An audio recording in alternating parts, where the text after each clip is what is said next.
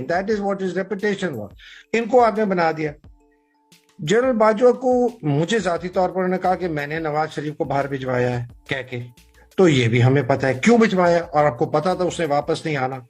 फजलुर रहमान कसम कहता है मैं कुरान पे हाथ रखने के दौरान मेरे सामने जनरल बाजवा को रखूं, फैज हमीद को बिठाओ, मैं उनसे कहूंगा आप लोगों ने मुझे नहीं कहा था पहला धरना करने के लिए। मेरी जनरल बाजवा साहब से जो है कि लोग मुझे कहते हैं यार हैदर तुम जो जनरल बाजवा आर्मी चीफ है तुम उसको ना कहते हो कि ये गद्दार है। मैं कहता हूँ यार बिल्कुल गद्दार। गद्दारी की डेफिनेशन क्या है? गद्दारी की डेफिनेशन ये है कि आपके मुल्क में बैठा हुआ एक आदमी किसी दूसरे मुल्क के साथ मिलके आपके मुल्क के खिलाफ साजिश करे और आपके मुल्क को नुकसान पहुंचाए। ये है डेफिनेशन ऑफ गद्दार। अगर ये डेफिनेशन गद्दारी की है और अगर जनरल बाजवा ने अमेरिका के साथ मिलकर पाकिस्तान के खिलाफ अंदर बैठे वाले चोरों डाकुओं के साथ मिलकर एक साजिश की, एक हुकूमत को निकाला और एक डाकुओं को ले आए, तो ये गद्दारी हुई। इसमें मुझे तो कोई समझ नहीं आता कि गद्दार ये लफ्ज सख्त है, लोग घबरा जाते हैं गद्दार, traitor, but that is exactly what general Bajwa has done. General Bajwa has committed tragedy.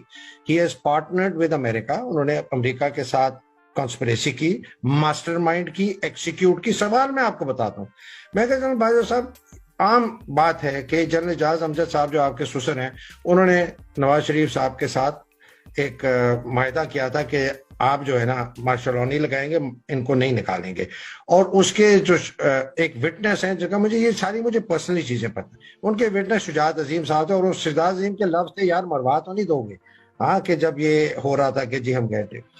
फिर ये मुझे बताएं कि जनरल उस वक्त इतने अच्छे 3 जर्नल थे, अशफाक नदीम था, जुबैर था जो बाद में 4 स्टार बना जॉइंट चीफ, जावेद रमदे था, वो सब आउटस्टैंडिंग ऑफिसर अपने कोर्स के। और ये जो बिल्कुल ही एक मतलब इनके पीएमए में इनका निकनेम था बगलोल, मुझे कहना नहीं चाहिए but this was his nickname, that is what is reputation work. इनको आपने बना दिया।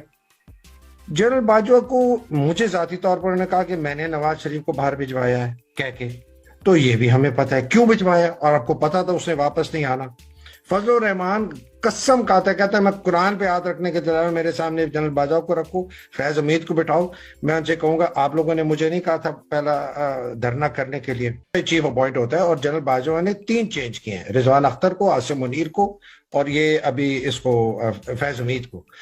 पहले 2 में वही प्रोटोकॉल हुआ, 3 नाम गए, इमरान ने सिलेक्ट किया, चाहे बाजवा के कहने पे क्या हो कि भाई अभी इसको कर दो। ये जब वक्त आया, इससे पहले ये भी मैं आपको बता दूं, मैंने लिखा नहीं, इससे पहले पीएम इमरान के पास कुछ ऐसी एविडेंस आया था कि जनरल साहब शहबाज शरीफ के साथ बातचीत शुरू कर दी थी बैक चैनल्स में, और ये वोट ऑफ नो कॉन्फिडेंस और इस तरह की बातें शुरू हो गई जो उनको इल्म था। उन्होंने जब इनको कन्फ्रंट किया तो इनकी बहुत आपस में वो जो कहते हैं ना टफ टॉक हुई। इन्होंने अपने आप को डिफेंड किया जी कि मेरे पास तो ये लोग सब लोग आते हैं बातें करते हैं। उन्होंने कहा वो तो ठीक है, लेकिन ये आप उनको वोट ऑफ नो कॉन्फिडेंस का मशवरा क्यों दे रहे हैं? और ये पुराने समर की बात है जब वो कहता है ना मुझे जून से ही पता था, तो ये बात वहां से शुरू हुई। तो अब जनरल साहब बाजवा साहब को भी ये पता चल गया कि ये बातचीत आई है इनके पास या तो आईबी के थ्रू या आईएसआई के थ्रू, चांसेस है कि आईएसआई के थ्रू आए। तो उन्होंने फैसला कर लिया कि फैज हमीद को निकालो, because Faiz is now more loyal to the prime minister than is to the army chief. और फैज को होना भी चाहिए, आईएसआई का चीफ जो है वो पीएम को रिपोर्ट करता है, आर्मी चीफ को नहीं करता, आई मीन टेक्निकली। तो हुआ ये कि इनका हो गया, पेचा पड़ गया। जब पेचा पड़ा तो इन्होंने कहा कि जी मैं तो नहीं चेंज करूंगा, आप इसको रहने दे।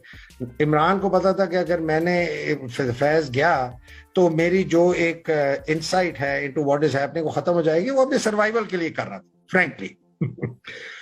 तो झगड़ा हो गया।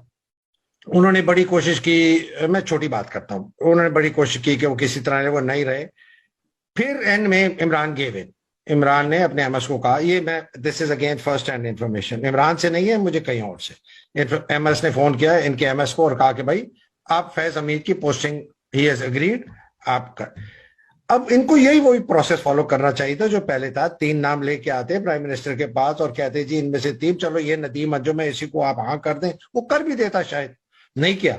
उसने उसी दिन शाम को 6:30 या 7 बजे जैसे ये फोन आया ना इमरान के एमएस का इसके एमएस को, उसने उसी दिन शाम को अनाउंसमेंट करके नई अपॉइंटमेंट बना के और मीडिया को रिलीज कर दी। Imran only found out through the प्रिया।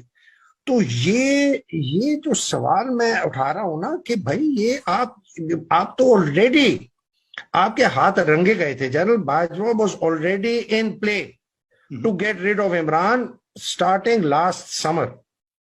मुझे ये बताएं, अली वजीर, मंजूर पश्तीन, इतनी उन्होंने फौज को गालियां दी, इतना बुरा भला कहा कि फौज कहती थी जे इनको तो जो है ना कत्ल कर दो, इनको तो लटका दो।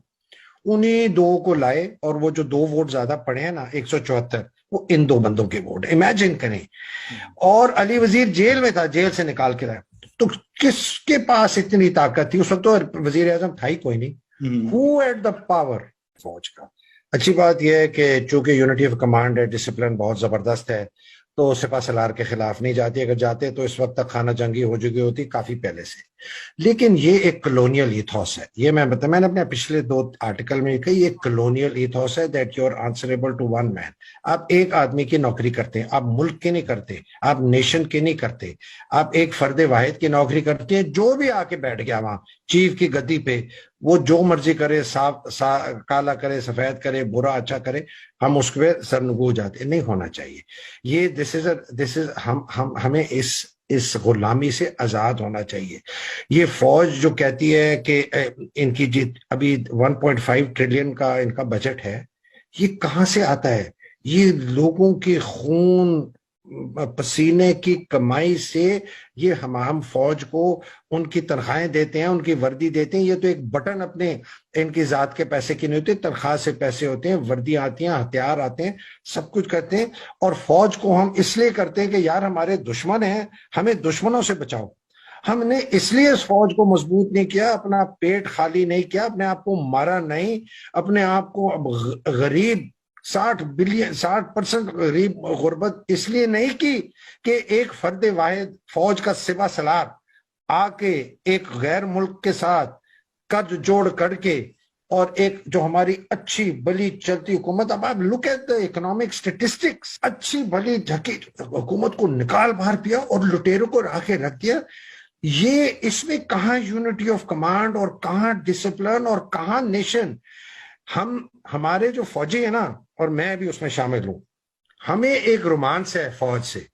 हे जी हमारी इंस्टीट्यूशन है, इसने हमें पाला, इसने हमें पोसा, इसने हमें पढ़ाया।